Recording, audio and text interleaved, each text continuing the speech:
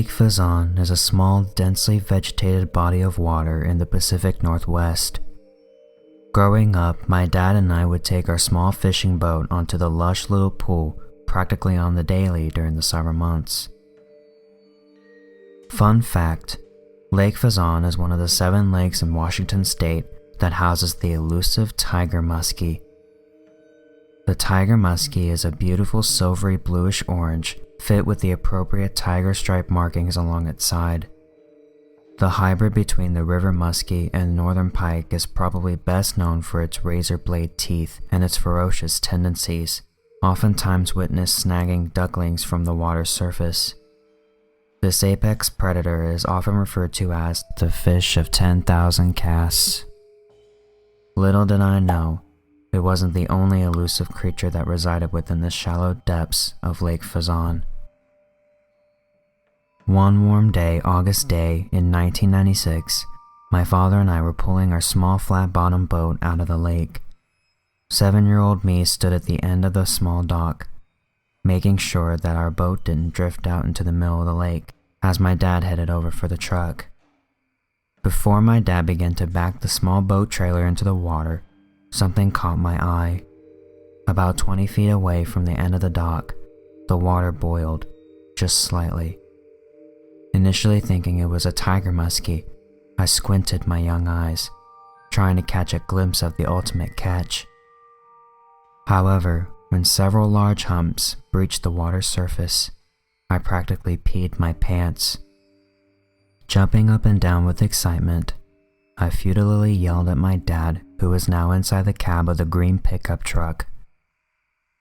"Dad, Dad, there's a monster in the water, look!" He obviously couldn't hear me, but he must have seen me jumping on the dock because he rolled down the driver's side window and stuck his head out. "What's going on, bud?" he shouted back. "There's a monster in the lake," now ecstatic that he was going to hear what I had to proclaim. Skeptically yet lovingly, my father replied, "Oh yeah? How big is it?" A smile stretched across his face. In an attempt to display what I believed to be a colossal creature, I spread my arms out as long as possible, which as a 7-year-old wasn't that large, but nonetheless, my father fed into what he believed was my active imagination. "Wow, that's a big one," he shouted back. I nodded my head vivaciously, shaking with excitement. That was the first time I saw her. Little did I know, 24 years later, I'd find out that it was in fact a her, and I would have all of my youthful questions answered about what I'd witnessed. This last summer, I visited Lake Fazon for the first time in 17 years. It had barely changed. Unfortunately, I was not accompanied by my father, nor a modest vessel. Rather, I had come to mourn him. He'd passed away a year prior. The final time I spoke to my father, we had gotten into a very heated argument, which led to me storming out of the house, not to return. A week later, I got a call from my mother just before I pierced a vein on my ankle with a thin silver needle. "Mom, what's up? I'm in the middle of something," I said, unaware of why she'd been calling her burnout addict of a son. Her voice shook in a manner that I hadn't heard in years.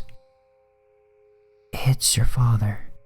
He's passed away." She trailed off as I heard her weeping behind the phone. I dropped a syringe full of opioids to the floor of my mess of an apartment. "What? How?" My voice shook as well, trying to hold back the tears. I was flooded with the memories of my father and I's last interaction. Guilt and regret flooded over me. Through tears, she spoke. "It was a heart attack, in his sleep." She trailed off again as I heard her blowing her nose over the phone. No, this can't be happening. Mom, please, tell me this isn't happening. I never got the chance to apologize for being such a piece of crap. Mom, please." I had previously attempted to hold back tears, but to no avail. They began flooding out of my eyes, as snot began seeping out of my nostrils, spilling into my mouth. "He loved you, Peter. You know that. Unconditionally. I'm sorry. Can I call back later? I need some time to breathe. I just thought you should be the first to know." She had managed to stabilize her voice for this final message. The kind, sweet tone I'd known so well poured through the speaker of my cell phone, seemingly pounding off the walls of my drugged-in bedroom. I attempted to collect myself as well. "Of course. Please call me back. I love you so much, Mom." I barely got the final words out of my mouth before once again tears started pouring out of my eyes and barreling down my flushed cheeks. When the call ended, I set my phone on my bedside table before untying the tourniquet I had wrapped around my calf. I threw the piece of rubber tubing across the room and stomped on the syringe, expelling yellowish ooze onto my already stained carpet. I haven't touched a drop since. A part of me cried out in pain as I stepped on the glass syringe. Another part of me cried out in victory. After dropping out of college during a failed attempt to become a director, I found myself between a rock and a hard place. Deal with the fact that my entire life had crumbled to ruins, or start pumping my veins full of heroin to deal with the pain. Eventually, I dragged myself back to my childhood home. My parents still welcomed me with loving arms, despite the fact I stood on their doorstep covered in needle marks. After a few weeks of being home, going through horrible fits of withdrawals, only to somehow find just enough of the fluid to get a small high, my parents sent me to rehab. Of course I objected, proclaiming that I could do it on my own, and I could stop if I wanted to. The usual suspects. I went away to an actually really nice facility for a month before returning home. When I walked up to my parents' front door, holding my bags, my dad came out and gave me the largest hug I had ever received. Tears of pride and joy swelling in his eyes. I'd finally done something right. Unfortunately, as with many other addicts, this lasted only briefly. When I was cleaning out my room one day, I stumbled across a small clear baggie that had been lodged between my mattress and my bed frame. Like clockwork, I locked the door, wrapped the tourniquet around my upper arm, and pumped the opiates into my veins. Having not taken a hit in so long, I forgot how much was too much. I overdosed.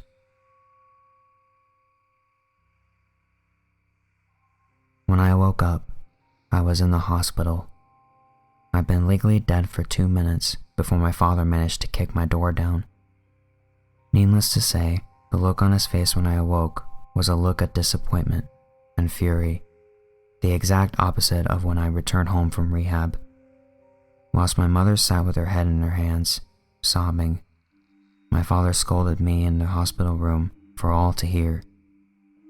Finally, I was able to return home.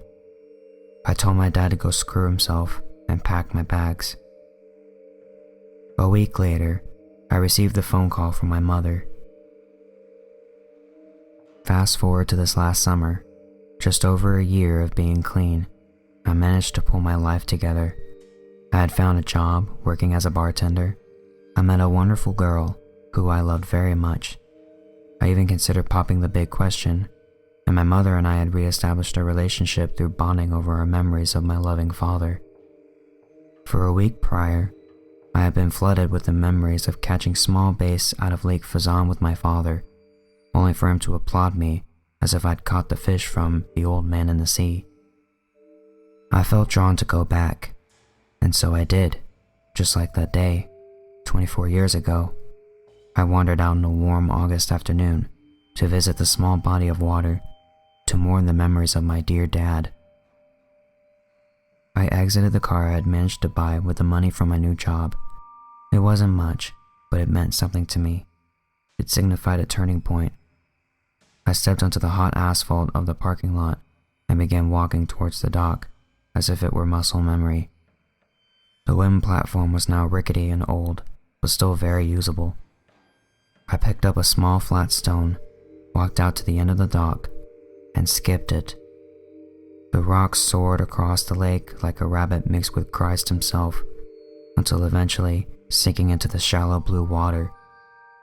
I sat down, hands on my knees, and began to weep as the memories began to pour in. Then all of a sudden, like a water pistol being shot at my face, a small jet of water had been spewed directly at me, hitting me just above my left eyebrow. Startled, I jumped back. When I looked to see what had shot the water at me, my mind began to race as it struggled to come up with an explanation as to what I was looking at. "Hello, Peter. Long time no see." The soft voice came from a woman's head that was just barely breathing the surface of the weedy lake. Despite my initial reaction upon hearing her speak, my fear subsided and I felt a wave of relaxation and comfort wash over me. Now more puzzled and confused than terrified, I rubbed the tears from my eyes and asked, What are you?" Furrowing my brow, dying with questions begging to be answered. She smiled a shimmering pearly white smile.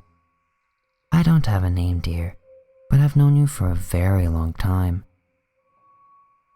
As she said this, a memory surfaced at the forefront of my brain, the memory of the day I had seen the lake monster. Astonished, I responded, "Wait, that was you? All those years back?" My heart pounded as I had put two and two together.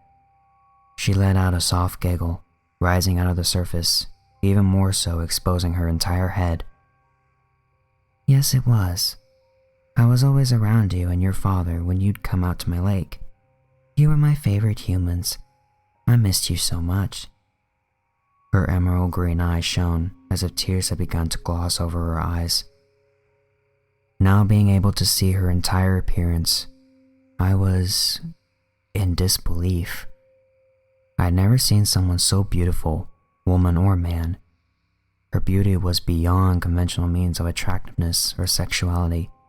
It transcended to levels that were almost cosmic. As I looked into her bright emerald eyes, I felt as if I were staring into a distant green nebula. She was as I pictured Eve from the Bible. She was perfect. God would have been content with just one. There would be no chance that a more beautiful person could have ever existed. Her Vanta black hair drifting gently in the water, absorbing all the photons that collided with it. I was enchanted. Despite her more than perfect face, her body was something else entirely. When I was 7 and had seen the humps in the water, I did not expect it to be a beautiful woman. I expected it to be some cross between a reptilian or amphibious serpent. And that was exactly what her body was. Somewhere between a mix of the body of a giant salamander and a water serpent, her iridescent greenish-blue scales glistened in the late afternoon sunlight, her short legs fit with webbed feet, treading the water beneath her. Her eyes grew soft and comforting as she began to speak once more. "Your father, he's gone, isn't he?" Her voice sounded sad, as if he had been a long-time friend, as she was just now discovering his passing. I hesitated before responding, trying to hold back the tears that were pouring earlier. Yeah, he passed away a year ago. I came out here to remember all the times we spent on the lake." As I said this, I felt a stray tear escape my right eye, dribbling down my cheek. I managed to catch it before it rolled off my face. Her face suddenly grew sorrowful and conveyed an emotion similar to that of empathy. "I'm sorry, Peter. I truly am. He loved you very much." Her voice was as silky smooth as her ivory skin. I grew a sardonic grin. I don't know about that. I screwed up pretty big time towards the end." Another tear escaped my left eye. This time I did not attempt to catch it. Instead, I watched as it dripped off my face and left a wet mark on the light brown wood I had been sitting on. She shook her head and smiled. "That doesn't matter. You need to trust me on this, Peter. Look into my eyes. They see emotions." As she said this, I gazed into the green nebulae she had for eyes. As I gazed, I was suddenly transported back 17, 16, 24 years. In the mere 15 seconds I had stared longingly into her eyes, I'd relived my entire childhood from her perspective. I saw my father and I, frustrated as we got snagged on the extensive weed beds, the gleeful moment when I'd reeled in the largest bluegill I think I'd ever seen, my father giving me advice for when I was older, for when I was where I am now. "Stay true to yourself, son. As long as you do that, you can never go wrong. Remember, I will always be here for you. I am your father, and you are my son. One day you'll look back fondly on the times we spent out here on the boat, and perhaps you'll wish you could go back. But always remember, wherever you are in life, you're exactly where you're supposed to be." Snapped back into reality, rivers were now gushing out of my tear ducts, as I had just heard the voice of my late father, whispering some kind of fatherly advice in my ear, the kind of thing he'd always do, the kind of thing I'd never hear again. The woman thing cocked her head slightly to the right. "Do you see what I mean, dear? He loved you, and whatever happened between you two ultimately had no effect on how he felt of you. After all, you were his son, and he was your father. That bond is eternal." Her once again silky smooth voice flowed through my ears like a warm knife through butter. I gazed up to the now setting sun as I wiped away the tears. "Yeah, I know. I just wish I got the chance to apologize to him. I was such a crappy son. I was such a screw-up." My voice trailed off, and I again tried to dodge eye contact. Her face suddenly grew strict as she scolded me. "Don't you ever say that. You hurt him. It doesn't matter. Everything happens for a reason. You can't blame yourself for his passing or for the feelings you were feeling. Sometimes bad things just happen. It's hard to accept, but that's just how life goes." Her scolding had once again become comforting, like a mother consoling her son after his first heartbreak. Taking a deep breath, I accepted what she had to say. "Yeah, I guess you're right. Wow, never expected to be getting life advice from a half-serpent, half-woman," I teased, letting out a soft chuckle. She responded with her own chuckle. "Life is funny that way, huh?" She smiled up at me, and as she did so, it was as if I had received closure. Her smile said the words I desperately wanted to hear one last time. "I love you, son." Before I could say anything in return, she looked to the sky and back down at me with panic in her emerald eyes. "Peter, listen to me. It's been great to see you again, but you need to leave now." Her tone was now deadly serious. Bewildered by the sudden change, I took a moment before responding. "Wait, what? Why? What's going on?" I was confused. The panic grew ever more so in her eyes. "Peter, trust me. Leave now." But before she could say another word, something terrible began to happen. As the sun set behind the horizon, so did all things good-hearted, and that included her. Her once beautiful face began to writhe and contort in a way that almost made me nauseated. Her bright iridescent scales began to peel off into the water, revealing a slimy brown flesh beneath. Her limbs spasming as she let out a shrill screech. I covered my ears, protecting myself from the deafening noise. Suddenly, before my eyes, the previously perfect human turned into the worst thing I'd ever seen in my entire life. Her face was no longer her own. It was mine.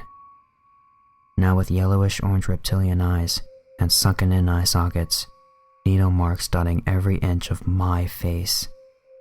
The creature spoke in a distorted, maniacal voice. "You didn't actually believe a word that stupid girl said, did you?" The other me scoffed as it pulled its grotesque body onto the dock with its bony webbed feet. I staggered backwards, no longer calm and collected, but rather quaking in pure dread as I had come face to face with my worst nightmare. Myself. I stumbled backwards, landing flat on my backside. As I scrambled, the abomination continued to half slither, half crawl in my direction. With every move it made came a loud slurp as it pulled its slimy form over the wooden surface of the dock. My own distorted face smiling. Its teeth looked like someone had taken a brick to them. Their jagged geometry practically hurt to look at. Managing to pull myself onto 2 feet, I slowly started walking backwards. What happened? I was deeply saddened by the loss of my new friend, while simultaneously terrified by the creature that now stared back at me. Sliding its black tongue over its broken smile, it said, "You wanted to see the lake monster, right? Well, guess what? You are him." Its eyes widened as it began to laugh like a hyena, starting to pick up speed.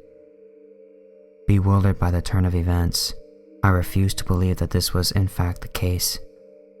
No, that's not possible. You're wrong. I've changed. I fought back against the notion that I was looking into the eyes of my true self. Its slithering, crawling motion became faster and faster as it practically began running at me on all 4 of its stubby limbs. "Accept it, Peter. You were a screw-up. You know it. Your girlfriend knows it. Your mom knows it. Your dad knew it." As the final words left my conniving creature's bloody lips, my terror was replaced with rage, and I stopped my retreat. I took one final stand before proclaiming what I knew to be true. You are wrong. I glared at the hideous monstrosity as it grew ever nearer. Moments before its horrid teeth could sink themselves into my flesh, I raised my right leg, and with all the force I could muster, I brought my foot down upon my own head, over and over again. With each stomp that I inflicted on the creature came a small, distorted yelp of pain, followed by a squirting of yellowish-brown blood from its ears and eyes. I didn't stop until my foot was in a pool of yellowish-brown mush and chunks of jagged bone. Panting heavily, I pulled my right foot from the disgusting mess which had engulfed my sneaker. "You are exactly where you're supposed to be." The delicate whisper left a hole in the creature's neck as it detached its body from the mound of mush, like a lizard detaching its tail in self-defense, and dragged itself into the murky water with a splash. I took a few deep breaths before turning and heading for my car, the sky now as dark as the water of the lake. Upon opening my car door, I sat in the driver's seat and put my head in my palms as I began to sob. By the time I put the keys in the ignition and drove home, the navy blue sky had turned to a pitch black.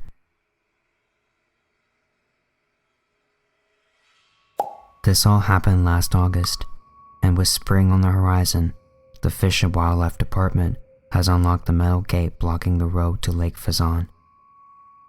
I'm thinking of taking my old spinning rod down to the dock in attempts to finally catch the tiger muskie that had been swimming around my dreams since I was a child.